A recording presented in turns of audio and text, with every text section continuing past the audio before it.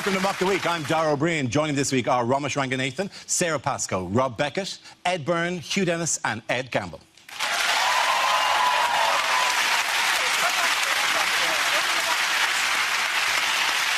We start with a round call. If this is the answer, what is the question? On the board are 6 categories. Ed, which category would you like? Sport, please. OK, the category is sport, and the answer is 33. What is the question? Is it how many pages in a Game of Thrones script are just the word tits in massive letters? And debt for the other 27 pages.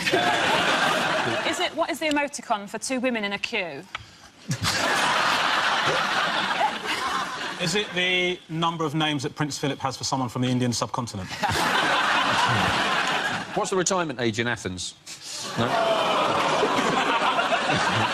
Never underestimate the British desire to root for the underdog. Is it how many times at Wimbledon Lewis Hamilton said, "Do you know I am"?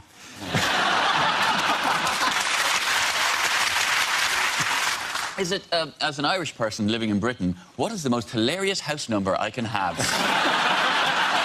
Oh, I know. Is it the number of women I slept with in my 20s plus 32? Is it how many children you have to qualify for a family ticket at Mormon Centre Parks?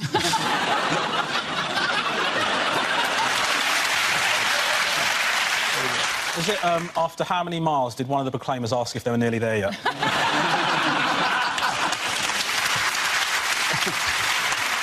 Surely, why are we both going? You're the only one who's going to shag her. Why am I joining you on this 500-mile journey?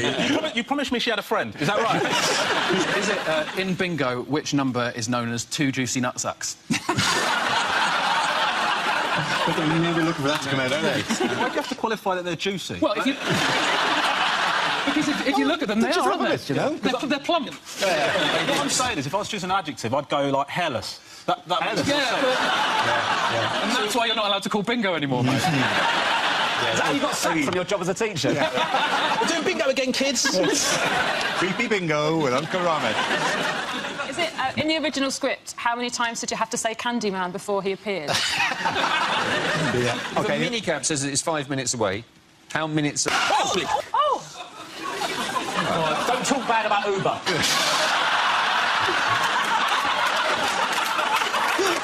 Well, here, the mini-cab industry has long fingers, isn't it? We don't have that today. Well, from now on, I'm taking a black cab. We'll just carry on. It's so easy for you to say. All right, OK. We're being shelled here. I thought it was a single request to check the rest of the valves. What was really weird was how loud that noise was, and yet the light stayed on for ages afterwards. It's very far away. Is it... Nothing has fallen down. No glass, no shattering of glass. Is it how many people are going to be sacked after that light explosion?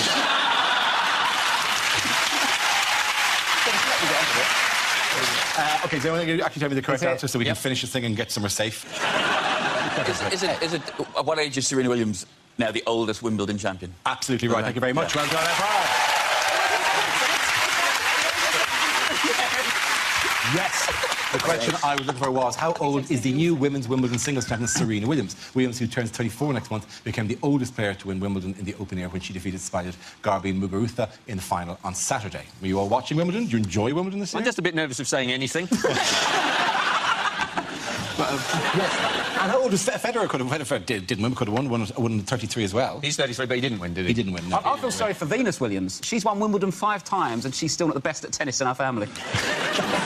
Do you think Serena just rubs it in as well on Christmas Day? You're going to pass the potatoes, Serena. Well, you didn't have to pass it on the championship plate, did you? Play this for winners, Serena. It's just about Federer, because it was even saying in the paper, if Federer had won, he would be the oldest Wimbledon champion. I'm going, yeah, but he didn't. That's not news. If I'd won, I'd have been the oldest Wimbledon champion. I fancy her, but I find her a bit scary. She's she's so big and strong, and imagine her grip. She'll pull it off.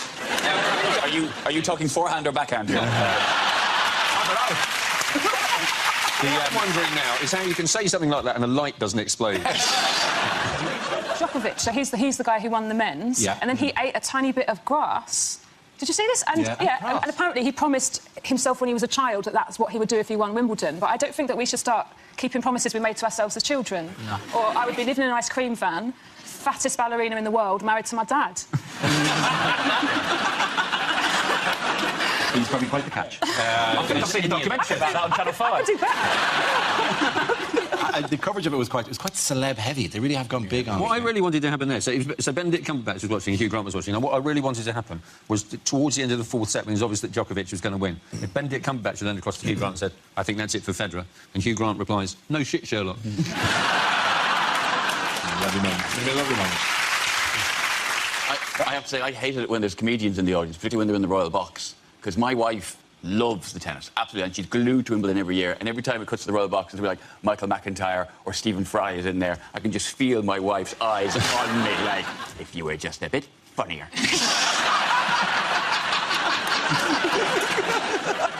Who missed the men's final? Oh, I love this story. Lewis Hamilton, he was, like, bragging on Instagram with pictures of the invitations to the Royal Box, and then there was this empty chair, and I think the commentators were, where's Lewis Hamilton? And apparently he turned up not in the right clothes. So I'm just picturing him, like, getting straight out of a racing car, wearing his helmet and like, walking up and like, what? And putting down his visor to hide his tears. Yes, they were the clothes he arrived in. He wasn't wearing a jacket and he wasn't wearing a tie. Why did he have to miss the whole match, though? Because if anyone can drive home quickly and grab a tie and come back... he can change in 7.8 seconds. I mean, he's going to run 2 around.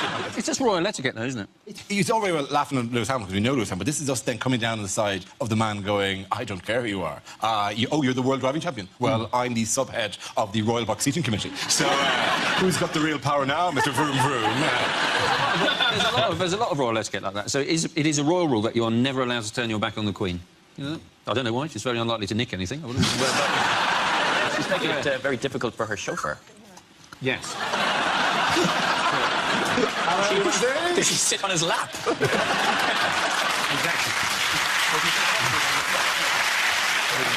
Maybe it's not having your back to the Queen, it's turning your back to the Queen. Like, maybe she had a really bad experience with a kebab rotisserie. Yeah. She doesn't want it brought back, the memory. She'd struggle if she went on The Voice.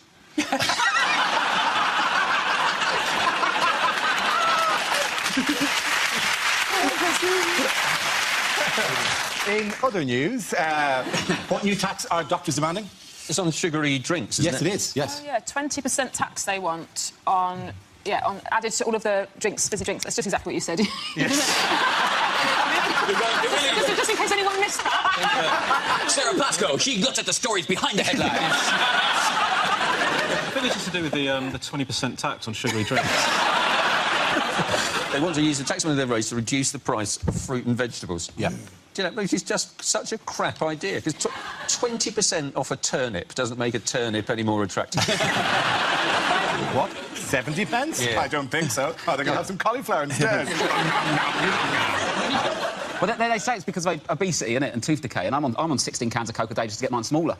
You've got perfect teeth and you need to stop putting yourself down. No, Really beautiful teeth. They're ridiculous.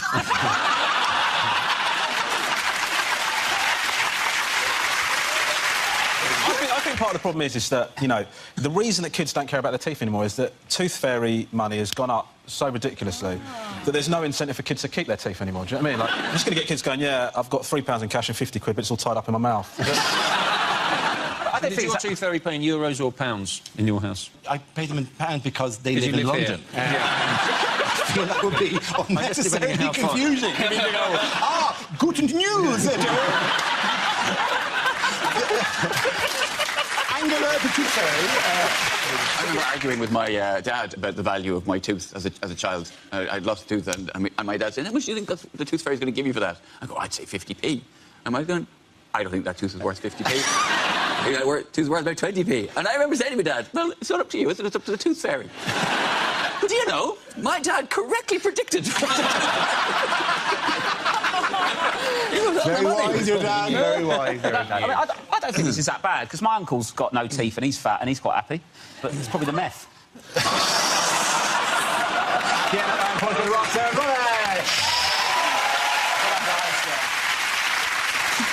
Now we play a round called Grand Slam. Thank you, ma'am. This game involves Rob Beckett and Ed Gamble, so if you could make your way to the performance area, please. This round is a stand-up challenge. I launch the wheel of news, and whoever chooses to stop, one of our performers must step forward and talk about that subject.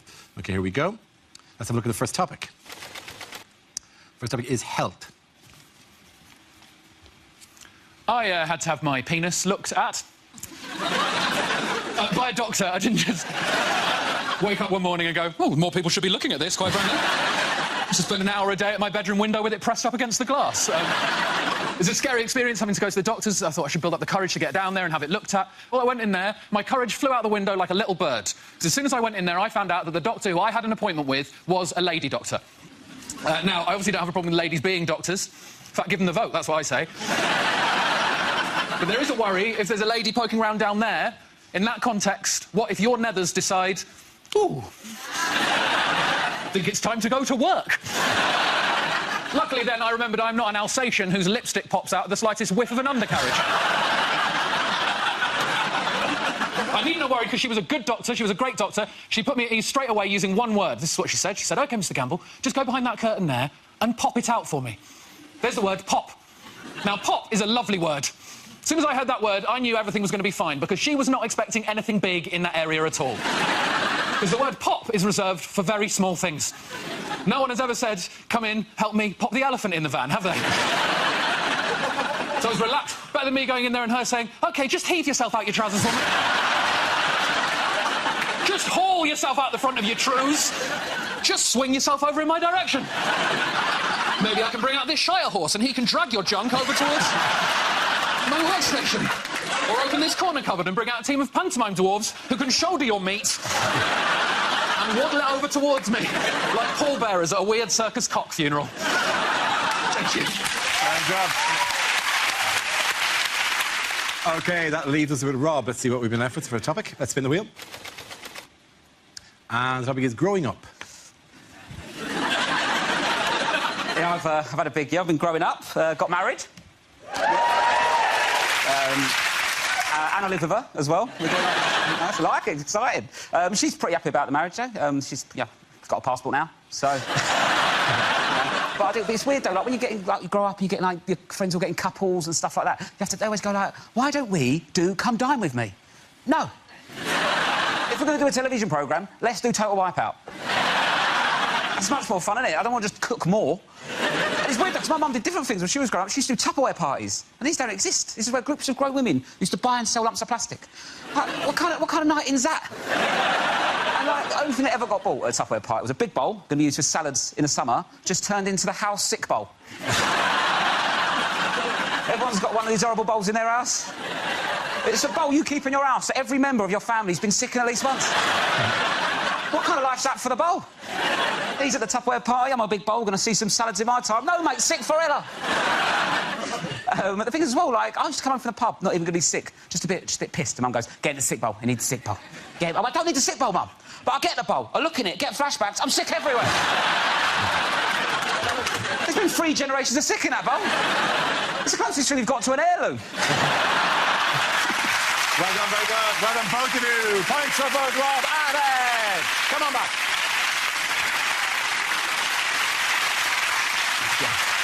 The next round is called Picture of the Week. I show the panel a topic and I'm going to ask them to tell me what's happening. So, teams, who is this and why were they in the news this week? Is he saying, in Greece, we play air bouzouki? I think he's probably saying, that referendum, Alexander, that was a pointless answer.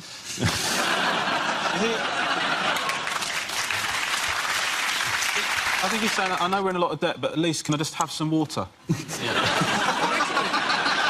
Come on, people, come on. I think he might actually be saying the worst thing is that the Germans have made me stand in this top hat.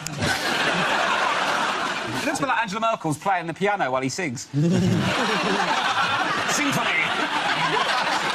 This is how you should earn back the money. Yeah. Sing it again. It looks to me, he actually looks at him, and even though Angela Merkel is looking at him, he looks to me like he's just got there. I'm just like, I'll give that a few minutes. That's all this Greek food I eat.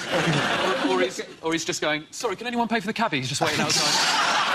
Hurry up, meat is running. He'll explode the light if you don't pay him. Nice to see Angela Merkel letting the guard down, though, isn't it? Okay. Come on, she's chilled out. She's dressed as a minion.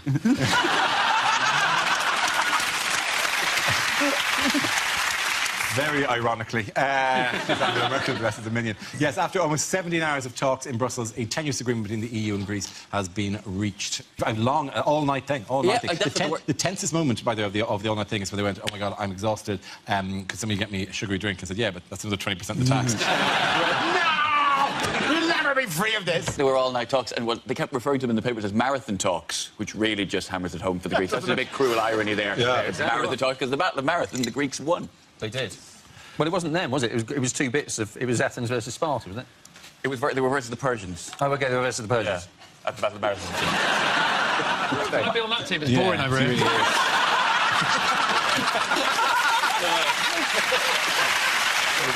Any of the terms of the deal?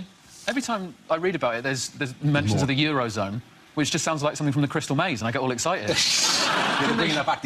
All of Greece has been turned into the set for... It's the most desperate final round ever, as they just grab all Euros Greek out of the...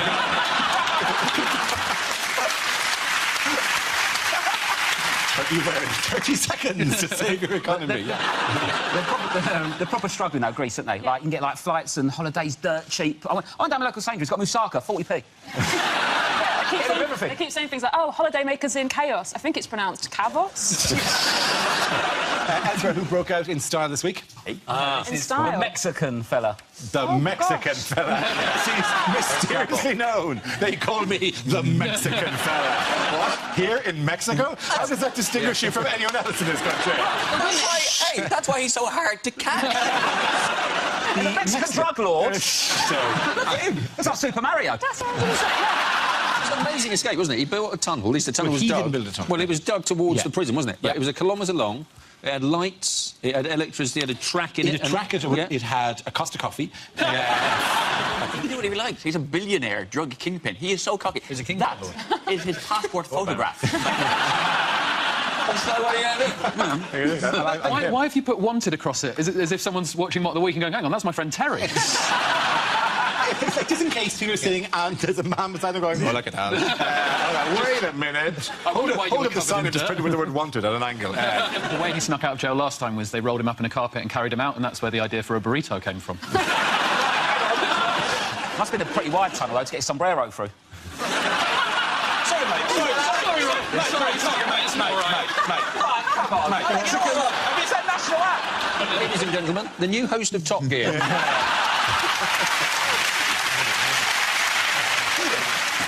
How has internet pornography been put to good use recently? This is the tortoise, isn't it? Tortoise, the tortoise. yes. This tortoise went... Well, two tortoises made a run for it, didn't What they? I? I don't think it is, but... Maybe, is it not tortilla? So these two tortoises, one of them returned very soon, but the other one had gone walkabout. They weren't sure what it was. So this family, the kids, suggested that they play this YouTube clip of two tortoises like going at it, and then they played the sounds into the garden, and then eventually this tortoise came back. The family decided to play tortoise. There's scenes on YouTube, like nature documentary type footage of tortoises making love. Sweet, wrinkly love. Slow, careful, precarious love. Really slow. Really By the time they get to the money shot, the currency's changed. Baby, this is in drachma. We can show you a small... Yes! clip, This is it. You'll see some scenes of quite serious tortoise-on-tortoise action. The man tortoise get quite excited, and then you'll see the response of the lady tortoise, which is quite beautiful. Let's have a look at some beautiful images of tortoises at love. What end's that?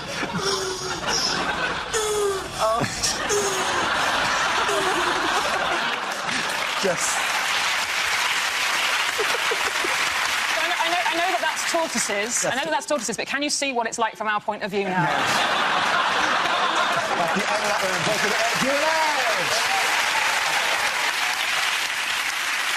Now we come to scenes we'd like to see. So if everyone can make their way over to the performance area, please. I'll read out this week's topics, then we'll see what our panelists can come up with. OK, here we go. The first topic is unlikely lines from a blockbuster movie. I cannot hold her, Captain! I cannot hold her! Oh, no, hang on, I'll put her in the cup holder until she cools down. Luke, I am your father. I think your mum went for about 3 stormtroopers before me. Good news, Lord Vader. The rebels have voted 55 to 45 to stay within the Empire. I am Thor, protector of Asgard, god of thunder, and I have lost my hammer. Quick tell, where in this Wix can I buy a new one? Nobody puts baby in a coma.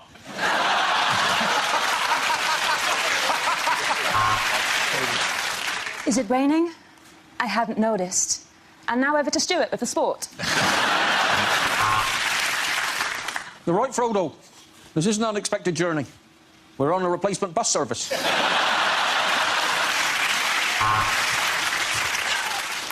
You know what? I never liked Private Ryan. I say fuck him. In a dystopian future, one lone man emerges intent on destruction. For more on the budget, tune into Newsnight at 10. Say hello to my little friend. This is Warwick Davis. I see dead people all the time. I work at Dignitas. In all the Weatherspoons in all the world, he had to walk into mine. Tall fella, answered to the name of Dara. Said I'd recognise him from the back of a megabus.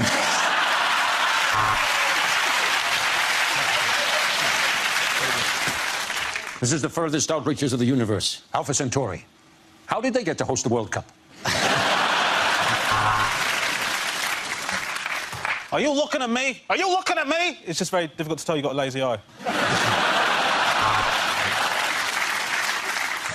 I'm afraid it's bad news, Dumbledore. The Ofsted inspectors have arrived. They brought the dinosaurs back to life. Welcome to the best exotic Marigold Hotel. What's wrong, Batman? Well, Robin's dead. Catwoman just dragged him in and tore his guts out and left him at the foot of me bed. Ant-Man! It's me, Deckman! OK, the next topic is unlikely things to hear on a travel programme. Look at these wide, sandy beaches. Fantastic. And we're almost certain the Ebola has now gone. And the most wonderful thing about a trip to China is you get the opportunity to meet the child that made your trousers. Yeah, I said it! Southend is a lot like Las Vegas. It's the only other place in the world where you can pay for sex with chips.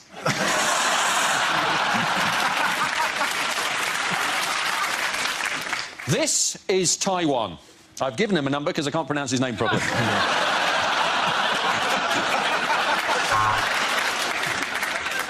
I'm Danny Dyer, and welcome to Italy's quaintest vineyards.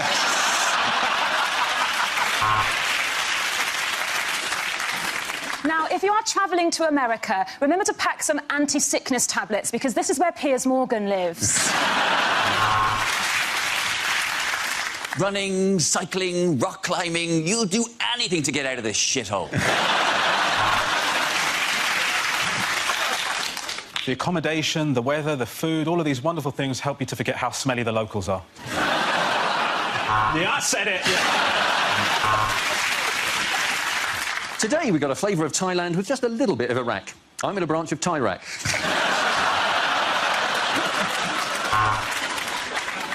This week, I'm in Kyrgyzstan, answering your questions, like, how do you spell it and where the fuck is it?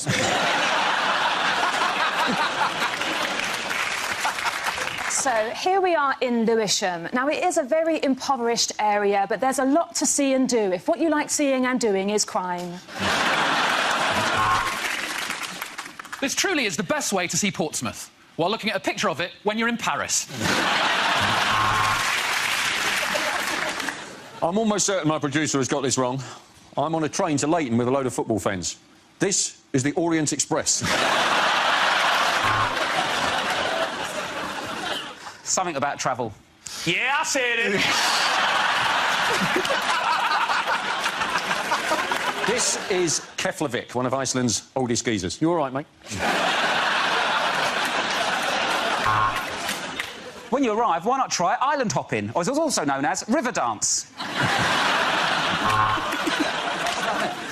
When you travel, it's important to immerse yourself in the culture. So here I am in Malia, being fingered outside the Lamb and Flag. There you go.